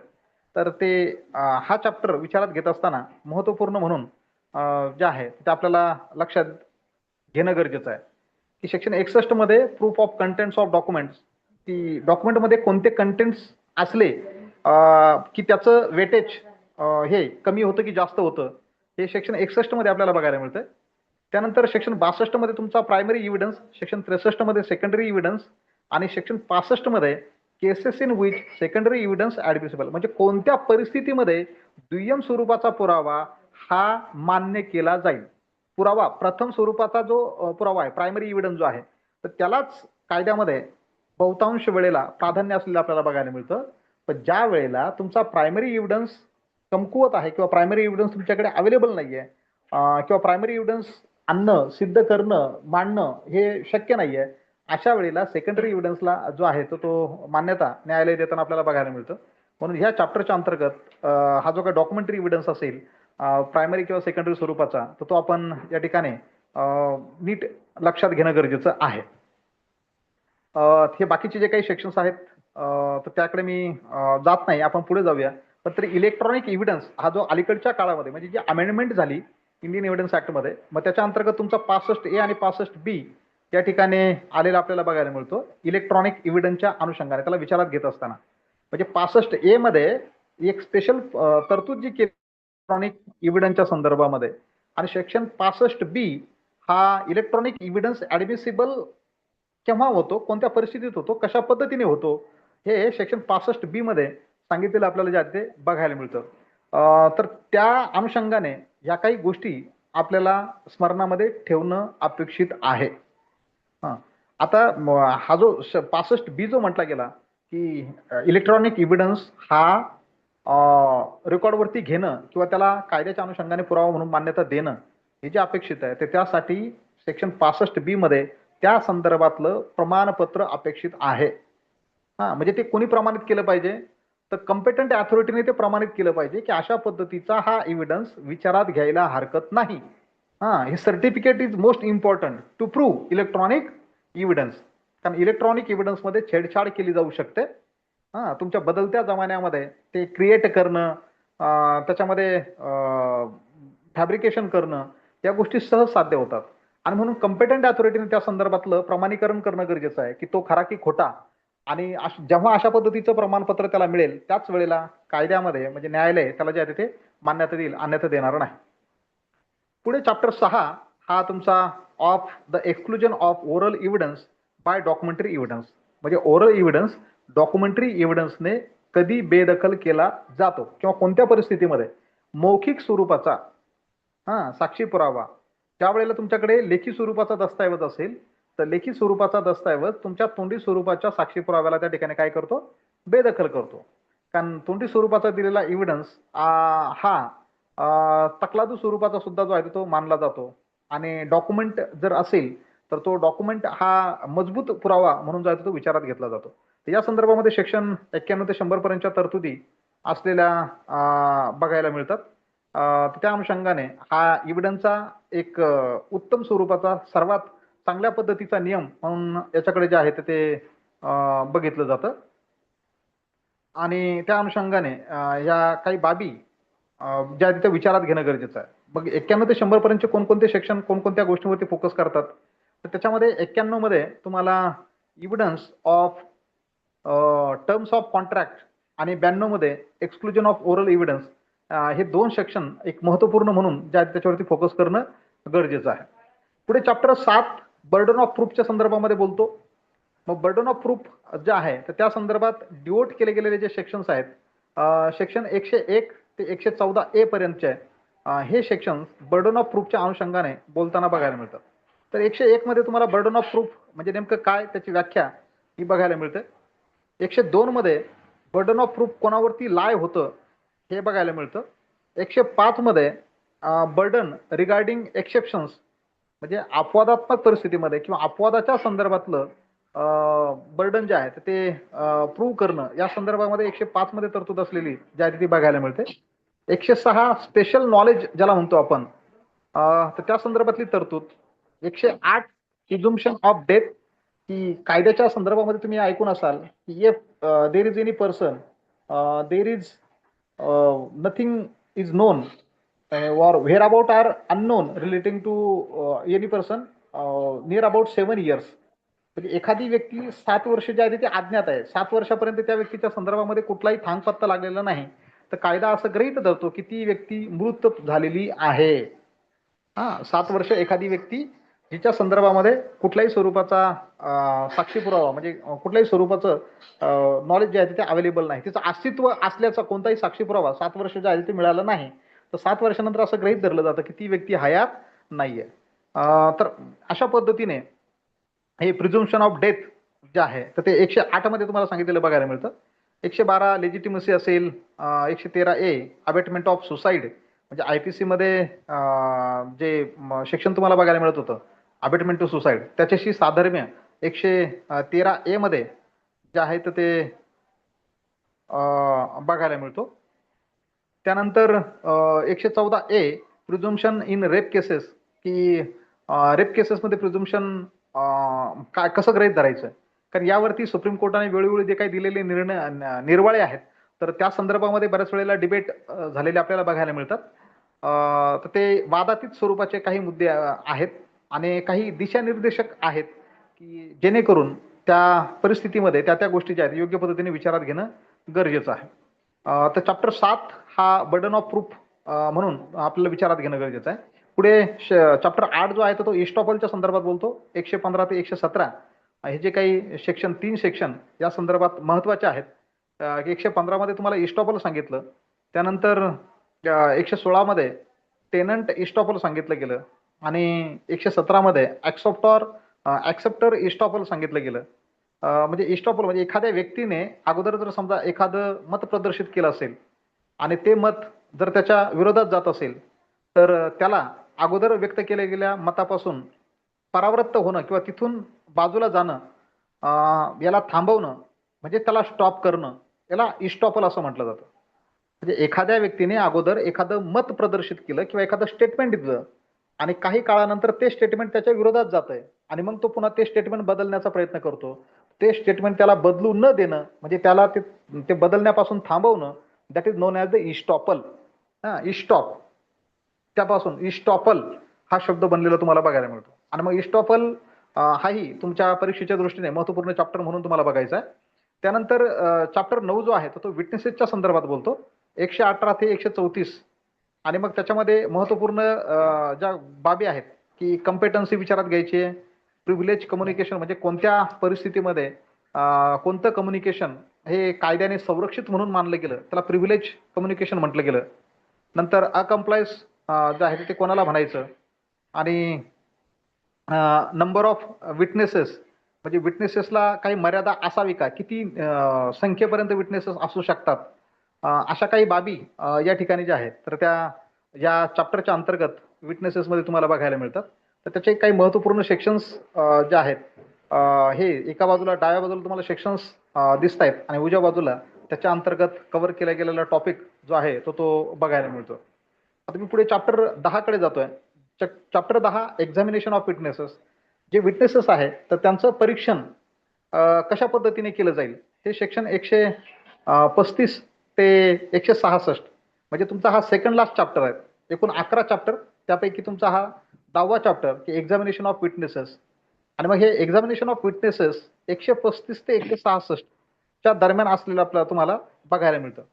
मग यामध्ये एक्झामिनेशन ऑफ चीफ असेल, त्यानंतर क्रॉस एक्झामिनेशन असेल, री एक्झामिनेशन असेल, या काही महत्वपूर्ण संकल्पना या अंतर्गत ज्या आहेत त्या बघायला मिळतात. त्यानंतर लिडिंग क्वेश्चन्स जे आहेत तर ते 141 142 मध्ये ते केव्हा विचारले जाऊ शकतात आणि when they must not be ask म्हणजे ते केव्हा विचारायचे नाहीत आणि केव्हा विचारायचे. म्हणजे 141 142 आणि 143 मध्ये म्हणजे लिडिंग क्वेश्चन कशाला म्हणायचं आणि लिडिंग क्वेश्चन जे आहे ते कधी विचारले गेले पाहिजेत आणि कधी नाही विचारले गेले पाहिजेत या संदर्भातल्या तरतुदी ज्या आहेत त्या बघायला मिळतात. त्यानंतर हॉस्टाईल विटनेस 154 मध्ये तुम्हाला हॉस्टाईल विटनेस बघायला मिळतो. म्हणजे फितूर साक्षीदार ज्याला म्हणतो आपण, की जो फितूर झाला. मग हा फितूर साक्षीदार कोण आहे आणि 154च्या अंतर्गत त्या संदर्भात तरतूद असलेली ती बघायला मिळते. त्यानंतर 159 जो आहे तो तुम्हाला रिफ्रेशिंग मेमरी, कारण आता मेमरी जी आहे ती रिफ्रेश करणं गरजेचं आहे. कारण तुम्ही सिव्हिल मॅटर जर बघितले तर हे वर्षानुवर्ष चालतात. क्रिमिनल मॅटरच्या बाबतीत वगैरे बऱ्याच वेळेला म्हटलं जातं तारीख पे तारीख आणि मग घटना जी आहे ती घडून बरेच वर्ष झालेली असतात आणि बऱ्याच वर्षानंतर वगैरे जे आहे तर ते प्रकरण साक्षी पुराव्याला लागतं. मग घटना घडून गेल्याच्या बऱ्याच कालावधीनंतर जेव्हा ती साक्षीदार व्यक्तीला न्यायालयामध्ये पाचारण केलं जातं आणि तिला त्या घटनेच्या संदर्भात विचारलं जातं तर तिला ज्या वेळेला घटना घडली त्यावेळेचा प्रसंग जसा घडला तसाच सांगता येईल असं सांगता येत नाही. पण त्यावेळेला तिने जे स्टेटमेंट दिलेलं असतं ते स्टेटमेंट लिखित स्वरूपामध्ये रेकॉर्ड केलेलं असतं. ते लिखित स्वरूपामध्ये रेकॉर्ड केलं गेलेलं स्टेटमेंट जेव्हा न्यायालयामध्ये त्या व्यक्तीची साक्ष घ्यायची आहे तेव्हा तिला ते वाचण्यासाठी दिलं जातं. ती जर निरक्षर असेल तर तिला ते वाचून दाखवलं जातं. म्हणजे तिची मेमरी जी आहे ती रिफ्रेश केली जाते. तर त्या रिफ्रेशच्या संदर्भामध्ये ही तरतूद सेक्शन 159 मध्ये असलेली तुम्हाला बघायला मिळतं. आणि मग येतो तुमचा शेवटचा चॅप्टर 11 की ज्याच्यामध्ये improper admission and rejection of evidence जे म्हटलं गेलं तर सेक्शन 167 मध्ये इम्प्रॉपर ऍडमिशन रिजेक्शन जे आहे तर ते not ground for trial, new trial जे आहे ती नव्याने सुरू करा यासाठी इम्प्रॉपर जे ऍडमिशन आहे ते इम्प्रॉपर झालं होतं किंवा ऍडमिशन रिजेक्ट झालं, म्हणून आमची ट्रायल जी आहे ती पुन्हा नव्याने सुरू करा असं म्हणता येणार नाही. हे ग्राउंड होणार नाही. नव्याने ट्रायल सुरू करण्यासाठी ऍडमिशन रिजेक्ट झालं हे ग्राउंड गृहीत धरलं जाणार नाही किंवा इम्प्रॉपर ऍडमिशन जे आहे ते चुकीच्या पद्धतीने झालं होतं म्हणून आमची ट्रायल नव्याने सुरू करा असं जे आहे ते म्हणता येणार नाही. हे सेक्शन 167 मध्ये सांगितलेलं तुम्हाला बघायला मिळतं. म्हणजे चॅप्टर 11 मध्ये केवळ एकच सेक्शन आहे की त्याला म्हटलं improper admission or rejection. Admission जे आहे ते रिजेक्ट केलं गेलं, not a ground for new trial. नव्या ट्रायलसाठी ते ग्राउंड असू शकत नाही, ते कारण असू शकत नाही. हे एकच सेक्शन त्यामध्ये असलेलं बघायला मिळतं. आता सेक्शन 1 ते 167 याच्यावरती आपण साधारणतः 20-25 मिनिटावर मध्ये हा प्रकाश टाकण्याचा प्रयत्न केला की एकूण 167 सेक्शन किती चॅप्टर मध्ये, किती भागामध्ये, कोणकोणत्या हेड खाली कशा पद्धतीने डिवाइड केले गेले. आता हे अशा पद्धतीने तुम्ही ऍटलिस्ट नजरेखालून घालणं, ते कानावरून जाणं, वारंवार बघणं, तर त्या विषयाच्या अंतर्गत काय महत्वपूर्ण बाबी आहेत, त्याचा गाभा काय आहे, याचं एक आकलन आपल्याला त्या ठिकाणी जे आहे ते होताना बघायला मिळतं. आणि म्हणून मग खाली तुम्हाला जे आहे ते काही इम्पॉर्टंट सेक्शन या कायद्यामध्ये, म्हणजे ज्यांचे आपण सेक्शन 1 पासून ते 167 जे म्हणतो, 11 चॅप्टर मध्ये विभागलेले, 3 भागात डिवाइड झालेले आपल्याला जे बघायला मिळतात. तर त्या अनुषंगाने काही महत्वपूर्ण सेक्शन कोणते आहेत तर ते डाव्या बाजूला सेक्शनची यादी दिली आणि उजव्या बाजूला तुम्हाला त्या सेक्शनने कव्हर केलेले टॉपिक्स जे आहेत ते या ठिकाणी या पीडीएफ मध्ये दिलेले आहेत. त्यानंतर कम्पॅरेटिव्ह टॉपिक्स जे आहेत ते सुद्धा तुम्ही या विषयाच्या संदर्भात तयारी करत असताना विचारात घेणं गरजेचं आहे. आता हे कम्पॅरेटिव्ह टॉपिक्स विचारात घेत असताना त्यांचे तुम्ही कम्पॅरिझन पण केलं पाहिजे आणि त्यांची जी तफावत आहे, डिफरन्स, तो सुद्धा केला पाहिजे. मग कम्पॅरिझन कशा कशाचं करावं आणि कम्पॅरिझन करत असताना तुम्ही त्याच्यामधली तफावत जी आहे ती कशा पद्धतीने बघावी. तर ऍडमिशन आणि कन्फेशन यांच्यामधली जी काही तुलना आहे त्यांची तुलना तुम्ही केली पाहिजे आणि ही तुलना करत असताना त्याच्यामधला फरक जो आहे तो सुद्धा तुम्ही विचारात घेतला पाहिजे. मग फरक विचारात घेताना तो कशाच्या माध्यमातून घ्यायचा, तर स्कोपच्या माध्यमातून, त्याची व्याप्ती. ऍडमिशनची व्याप्ती काय, कन्फेशनची व्याप्ती काय, त्याच्या माध्यमातून फरक तुम्ही लक्षात घ्यायचा. त्यानंतर judicial versus extra judicial confession.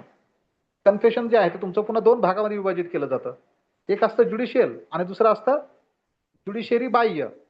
मग यांच्यातली तुलना तुम्हाला करायची आहे आणि त्यांच्यातला फरक हा अथॉरिटीच्या माध्यमातून. आता ही अधिकारिता, ज्युडिशियल कन्फेशन घेण्याचा अधिकार कोणाला आणि ज्युडिशियल कन्फेशन जे आहे जे नसतं, ज्याला ज्युडिशियल म्हटलं जात नाही, पण हे काही ठराविक अधिकाऱ्यांपुढे होतं, मग त्याला एक्स्ट्रा ज्युडिशियल जे म्हटलं जातं, ते अथॉरिटीच्या माध्यमातून जो फरक आहे तो तुम्हाला लक्षात घ्यायचा आहे. त्यानंतर येतं तुमचं प्रायमरी आणि सेकंडरी इव्हिडन्स. त्यांची तुलना तुम्हाला करायची आहे आणि फरक करत असताना त्याची सत्यता जी आहे म्हणजे ओरिजिनॅलिटी, खरेपणा, याच्या माध्यमातून त्याच्यामध्ये तुम्हाला फरक करायचा आहे. त्यानंतर पब्लिक आणि प्रायव्हेट डॉक्युमेंट ज्याला म्हटलं जातं, तर त्याचं नेचर लक्षात घेऊन तुम्हाला त्याच्यामधला फरक जो आहे तो जाणून घ्यायचा आहे की प्रायव्हेट डॉक्युमेंट कशा पद्धतीचं असतं आणि पब्लिक कशा पद्धतीचं असतं. नंतर ओरल इव्हिडन्स असेल, डॉक्युमेंटरी इव्हिडन्स असेल, मे प्रिझ्युम असेल, शॅल प्रिझ्युम असेल, एक्झामिनेशन इन चीफ, नंतर cross examination, burden of proof आणि त्यानंतर ओनस ऑफ प्रूफ. ह्या बाबी म्हणजे यांची तुम्हाला तुलना पण करायची आहे आणि यांच्यामधला फरक सुद्धा जो आहे तो समजून घ्यायचा आहे. आता यानंतर की स्कोरिंग विषय ज्याला म्हटलं जातं की ज्याच्यावरती जास्ती करून फोकस केला जातो, अशा कोणत्या गोष्टी आहेत तर ऍडमिशन इन कन्फेशन ही जी बाब आपण 17 ते 24 आणि 17 ते 23 आणि 24 ते 31 पर्यंतच्या तरतुदी, ज्याला आपण ऍडमिशन आणि कन्फेशन म्हटलं. मग 32 मध्ये तुमचं डाईंग डिक्लेरेशन येतं. त्यानंतर 65B मध्ये तुमचा इलेक्ट्रॉनिक इव्हिडन्स येतो. नंतर पुढे तुमचा बर्डन ऑफ प्रूफ, एस्टॉपल, त्यानंतर प्रिव्हिलेज कम्युनिकेशन आणि एक्झामिनेशन ऑफ विटनेसेस. तर हे काही स्कोरिंग चॅप्टर्स किंवा महत्वपूर्ण तरतुदी म्हणून सुद्धा त्या आपण नजरेखालून जे आहे ते घालणं गरजेचं आहे. तर एकूण आजच्या लेक्चरमध्ये आपण एक bird I view evidence act वरती जो आहे तो टाकण्याचा या ठिकाणी प्रयत्न केला आणि काही बाबी या आपल्या कानावरून डोळ्याखालून जाणं अपेक्षित होतं की जेणेकरून इंडियन एव्हिडन्स ऍक्ट चा अभ्यास करत असताना आपल्याला एक जे आहे ती दिशा मिळेल आणि त्या अनुषंगाने सगळ्या गोष्टींचा म्हणजे फापट पसारा न करता काही ठराविक गोष्टींवरती आपल्याला योग्य पद्धतीचं कॉन्सन्ट्रेशन जे आहे ते करता येईल. आता हा सगळा अभ्यास केल्यानंतर या ठिकाणी एक सर्वसाधारणपणे 100 MCQs त्या विषयाच्या संदर्भामध्ये या ठिकाणी मी ते संग्रहित केलेत आणि ते तुम्हाला ह्या PDF मध्ये देण्याचा प्रयत्न केला. या ठिकाणी ती काळजी मी घेतली, कारण पाठीमागच्या लेक्चरमध्ये बऱ्याच विद्यार्थ्यांनी त्या ठिकाणी हे केलं होतं की सर या ठिकाणी सेक्शन चुकलेले वगैरे जे आहे ते बघायला मिळतात. आता शेवटी मीही माणूस आहे, चुकू शकतो, पण बऱ्याच वेळेला मी चुकण्याचं त्या ठिकाणी नाटक करत असतो, कारण माझं हे लेक्चर जे आहे ते व्हर्च्युअल स्वरूपाचं आहे. फिजिकल लेक्चर ज्या विद्यार्थ्यांनी अटेंड केलंय त्यांनी शक्यतो मला ऑब्झर्व केलेलं असेल. पण आता नाशिकवरून बरेचसे काही विद्यार्थी या ठिकाणी ऑनलाईन म्हणजे व्हर्च्युअल स्वरूपामध्ये जॉईन आहेत. 8 ते 10 विद्यार्थी जॉईन आहेत. त्यांना त्या नाहीत का चुकण्याचं भासवणं आणि मग लक्ष जे आहे ते कितपत आहे हे जाणण्याचा प्रयत्न करणं, तसा एक प्रयत्न मी त्या ठिकाणी करत असतो. तरी नजर चुकीने काही गोष्टी माझ्याकडून चुकू शकतात, तर तुम्ही त्या क्रॉस व्हेरीफाय करा, हे माझं सुरुवातीपासून त्या ठिकाणी म्हणणं आहे. कारण माझा कुठलाही असा छातीठोक दावा नाही. कायद्याच्या संदर्भात मी जे सांगतोय ते 100% माझं खरंच आहे, हा माझा दावा नाही. आणि ती अंधश्रद्धा तुम्ही पाळू नका, कारण आपण कायद्याच्या क्षेत्रातले माणसं आहोत. कायद्याचं नॉलेज हे अफाट आहे आणि प्रत्येकाला त्या ठिकाणी ज्याच्या त्याच्या शक्तीनुसार, कुवतीनुसार ते ताडून पडताळून बघण्याचा अधिकार आहे. तर या ठिकाणी मी ज्या काही गोष्टी दिलेल्या असतील तर त्याही तुम्ही क्रॉस व्हेरीफाय करत चला, की जेणेकरून तुमचा अभ्यास आणखी परिपूर्ण होईल. तर तुम्हाला एक त्या ठिकाणी 100 MCQs देण्याचा प्रयत्न केला. त्याच्यानंतर पुन्हा आणखी 30 प्रश्न जे आहेत, जे आपण सुरुवातीला इंडियन एव्हिडन्सवरती 3 प्रश्न बघितले होते, तर त्या 3 प्रश्नांच्या अनुषंगाने आणखी पुढे 25-30 प्रश्न ऍडव्हान्स लेवलचे जे आहेत तर ते देण्याचा मी त्या ठिकाणी प्रयत्न केला.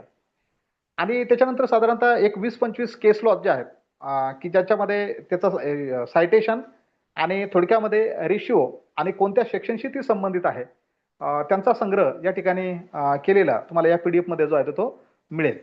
तर एकूणच या विषयाच्या संदर्भामध्ये एक नटशेलमध्ये थोड्या वेळेमध्ये तो विषय समजून घेण्याचा आपण या ठिकाणी जो आहे तो प्रयत्न केलेला आहे आजच्या लेक्चरमध्ये. तर आजचं लेक्चर मी या ठिकाणी थांबवतोय. तुमच्या काही शंका असतील तर तुम्ही त्या विचारू शकता आणि उद्याच्या लेक्चरमध्ये आपण याचा जो दुसरा पार्ट आहे की 2023चा भारतीय साक्ष अधिनियम त्याच्याकडे आपण जाणार आहोत. तर तोही तुम्ही जर वाचून घेतला तर उद्या आणखी त्या दृष्टीने चर्चा करणं आपल्याला जरा थोडंसं सोपं जाईल. ठीक आहे. Anybody has any doubt?